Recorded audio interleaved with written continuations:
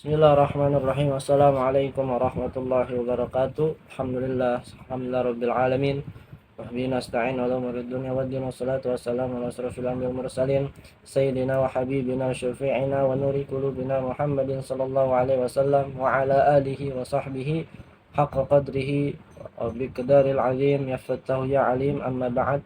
Alhamdulillah, segala puji syukur kita panjatkan kehadirat Allah Subhanahu wa taala yang telah memberikan kita nikmat pada hari ini, kesehatan, rezeki yang sangat amat luas, yang mana kita tidak akan bisa dapat menghitung nikmat-nikmat Allah Subhanahu wa taala satu persatu. Yang ada hanyalah kita harus menimbulkan rasa syukur kita atas nikmat yang telah Allah berikan kepada kita. Alhamdulillahirabbil alamin. Dan juga salawat salam tanpa curah kariban junjungan kita Nabi besar Muhammad SAW pada keluarganya, sahabat-sahabatnya, dan juga kepada kita insyaallah sebagai umat beliau. Alhamdulillah rabbil alamin. Di pertemuan kali ini kita masuki kepada pembahasan yaitu Allah Maha Mengetahui. Dikatakan kalau muallif Syekh Muhammad Ali Al-Hamidi wa nafa'na bihi wa bi ulumi fid dharain amin radhiyallahu taala ankum. Langsung masuk kitabnya. Musannif mengatakan buat menerangkan ilmu Allah taala dan tanda-tanda ilmunya diterangkan dalam Al-Qur'an. A'udzubillahi minasyaitonir rajim. Wa indahu mafatihul ghaibi la ya'lamuha illahu wa ya'lamu ma fil barri wal bahri wa ma tasqutu min waraqatin illa ya'lamuha wa la habbatin fi zulumatil ardi wa la ratbi wa la yabisin illa fi kitabin mubin. Surah Al-An'am ayat 59, yang artinya dan adalah pada sisinya kunci-kunci barang yang gaib, tidak akan dapat mengetahuinya melainkan Dia, dan Ia mengetahui apa yang di darat dan di laut.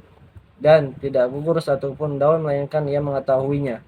Dan tidak gugur satupun biji dalam gelap gulita bumi, dan tidak gugur biji yang basah atau tidak yang kering, melainkan ada dalam kitabnya yang satu.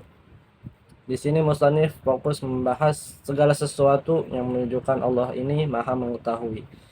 Karena memang hakikatnya seperti itu, Allah Maha mengetahui segalanya karena Sang Pencipta. Bayangkan kalau misalnya saya membuat sebuah game, saya menjadi developernya, kemudian menemukan orang yang nge-cheat. Sebelum ada orang yang nge-cheat, saya sebagai developer udah tahu bahwa akan ada orang-orang yang bakal nge-cheat nih di game nih. Dan saya juga punya senjatanya untuk mengatasi orang-orang yang nakal seperti itu, mengatasi cheatnya. Karena saya developer, saya bisa dengan mudah mengatur, menghandle orang-orang yang nge-cheat tersebut dengan memberikan hukuman seperti halnya memban akunnya beberapa hari dan lain sebagainya. Maka Allah Subhanahu wa taala sang pemegang otoritas tertinggi bagi kita, Tuhan kita yang Maha Esa, yang satu, Maha mengetahui apa yang terjadi di alam semesta ini, di alam bumi ini khususnya. Apa-apa yang ada di laut, di darat, segala sesuatu. Kekayaan di Indonesia ini Masya Allah. Di dalamnya apabila dilihat dari beberapa bidang ilmu pengetahuan bahwa di Indonesia ini memiliki banyak logam, minyak tanah yang ada di dalam bumi Indonesia ini, yang apabila dikelola dengan baik maka ini menjadi suatu nikmat yang sangat besar. Untuk sekarang kita pause terlebih dahulu, jeda azan. Oke teman-teman, kita akan lanjutin lagi. Tadi baru selesai azan Isya, karena alhamdulillah nyesain waktu benar-benar ini buat bikin video. Insya Allah semoga saya berikan istiqomahan oleh Allah Subhanahu wa taala untuk menyelesaikan kitab Adabul Insan fil Islam ini, Insya Allah. Nah, kita lanjut lagi pembelajarannya. Jadi Allah ini Maha Mengetahui, bukan Allah ini Maha Mengetahui apa? Memang hakikatnya Allah sebagai pencipta Tuhan, pencipta sebagai Tuhan kita. Hati-hati nih kalau salah bahasa nih, masalah tauhid akidah akan kalau misalnya salah bahasa bisa kufur teman-teman. Maka harus lebih ditekankan lagi cara pembacaannya. Jadi Allah Subhanahu wa taala adalah Tuhan yang satu. Katakanlah musannif, Allah Maha mengetahui segalanya. Yang gaib, yang kita tidak tahu, Allah tahu. Sebelumnya kita tidak mengetahui apa yang ada di dasar laut terdalam. Namun seiring dengan perkembangan zaman saat ini, manusia melakukan berbagai macam riset yang dalam penelitian ini menunjukkan bahwa di kedalaman sekian ada hewan ini, titik terdalam laut sekian. Jauh sebelum manusia tahu, Allah SWT udah tahu. Nah, dan lagi terangkan dalam Al-Quran, wa asirru qawlakum aw ijharu bih innahu alimun bidatis sudur ala ya'lamu man khalaq wa huwal latiful khabir. Surat Al-Mulk ayat 13 sampai 14. Dan artinya, dan rahasiakanlah perkataan kamu atau nyaringkanlah akan dia, sesungguhnya ia mengetahui isi dada. Tidakkah Tuhan yang menjadikan itu tahu, sedang ialah yang halus, yang amat mengetahui. Allah Subhanahu wa taala juga Maha mengetahui apa yang ada di dalam hati kita. Kita bisa aja bohong sama manusia, tapi Allah Maha mengetahui, lebih tahu dibandingkan diri kita sendiri.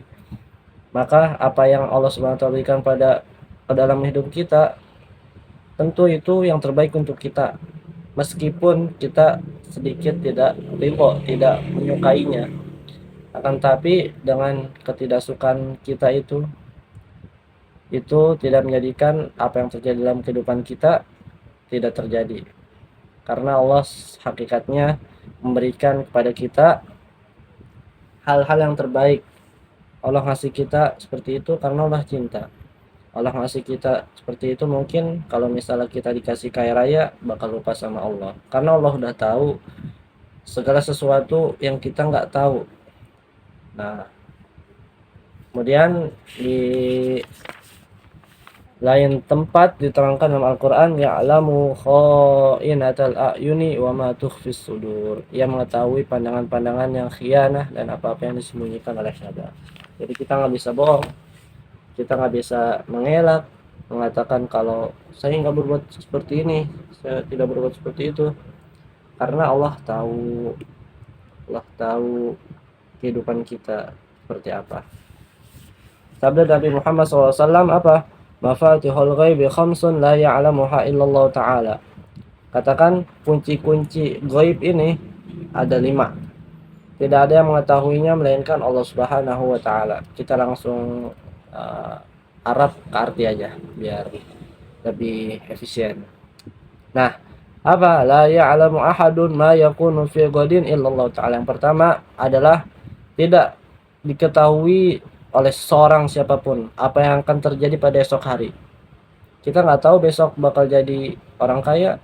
Mungkin kita bisa ambil kisah seperti penjual es teh yang dihujat, yang dihina oleh seorang.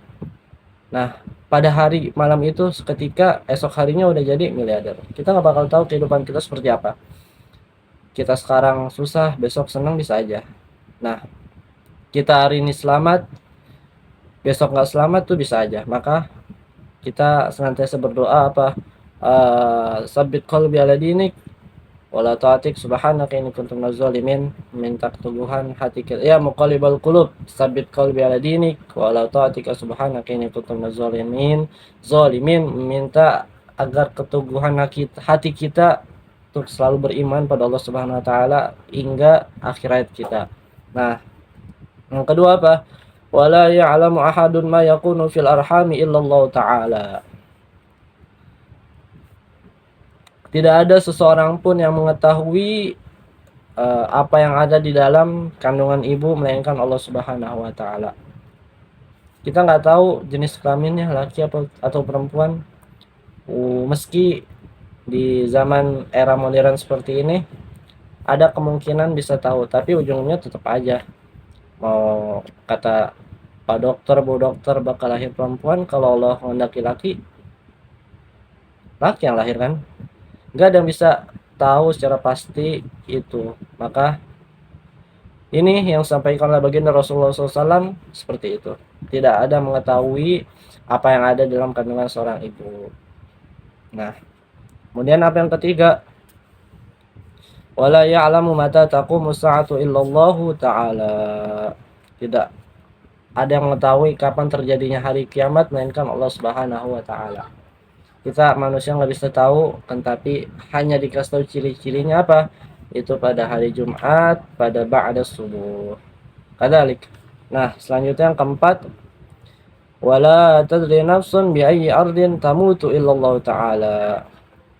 Tidak akan ada yang mengetahui seseorang wafat di tanah yang mana, di bumi yang mana. Kita nggak tahu tuh, karena hal itu hal yang gaib. Saya pernah mikir ketika saat itu lagi bepergian naik kereta, kan turun dari kereta transit, banyak orang-orang pergi, ada yang ke sana, ada yang situ, tuh rame banget. Tapi hebatnya apa, dari keramaian tersebut nggak ada satupun yang wafat ketika dalam keramaian tersebut. Kan kalau misalnya tiba-tiba mati, naudzubillah min dzalik, terus di tempat keramaian itu nggak sengaja keinjek-injek orang atau menjadi keramaian ditonton oleh banyak orang, itu tidak ada sama sekali. Maka Allah Subhanahu wa taala juga akan mewafatkan kita tentunya dalam keadaan yang baik, di tempat yang terbaik, nggak di tempat yang kita kira itu nggak pantas, nggak cocok. Meskipun hal itu juga boleh-boleh aja, sah-sah aja bagi Allah Subhanahu wa taala, sifat jasa Allah Subhanahu wa taala mewafatkan kita di mana. Namun pesan yang bisa kita ambil bahwa Allah Subhanahu wa taala ketika ingin mewafatkan seseorang tentu mewafatkan seorang yang udah siap dipetik. Karena kalau misalnya nggak dipetik, nggak diwafat, maka ditakutkan nanti hasilnya itu menjadi buruk. Karena hanya orang-orang yang udah siap panen yang Allah Subhanahu wa taala ambil, Allah panggil dengan panggilan ya ayyuhan nafsul mutmainnah irji'i ila rabbiki radiyatan mardiyah fadkhuli fi ibadi wadkhuli jannati. Nah, kemudian wala yadri ahadun mata yaji'ul mataru ilallah ta'ala. Yang kelima, tidak tahu kapan terjadi atau datangnya hujan melainkan Allah Subhanahu wa taala. Hujan nikmat, ya, alhamdulillah saat ini lagi masuk musim-musim hujan rahmat. Insyaallah semoga dalam turunnya hujan ini Allah berikan kepada kita keberkahan, bumi jadi subur, pohon-pohonan jadi numbuh, dan tidak dijadikan suatu hal yang membawa keburukan, mudarat, tidak membawa banjir, tapi membawa kesujukan. Rawahu Ahmad al-Bukhari wa Ibni Umar.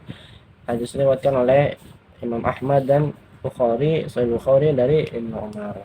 Nah, maka kepada Allah yang kita telah terangkan sebagian daripada sifat-sifat itulah kita diperintah dan memang telah amat patut kita beradab, berkesopanan, hormat, membesarkan, beribadah dan lain-lain kebaktian lagi, bukan kepada Tuhan-Tuhan yang dibuat-buat oleh orang seperti berhala, patung, syaitan dan jin dan lain-lain benda lagi yang dipuja dan disembah orang. Di akhir musannif untuk menasihati kita bahwa yang berhak disembah tuh Allah Subhanahu wa taala, bukan Tuhan-Tuhan yang dibikin oleh manusia seperti berhala, patung dan lain-lainnya, benda syaitan yang disembah yang tidak ada manfaatnya. Jadi kita harus beradab pada Allah Subhanahu wa taala. Terlebih saya sendiri harus muraqabah, selalu mengawasi, merasa diawasi setiap detik kita, waktu kita, dimanapun kita berada, bahwa kita tidak pernah luput dari pandangan Allah Subhanahu wa taala. Wallahu a'lam bishawab.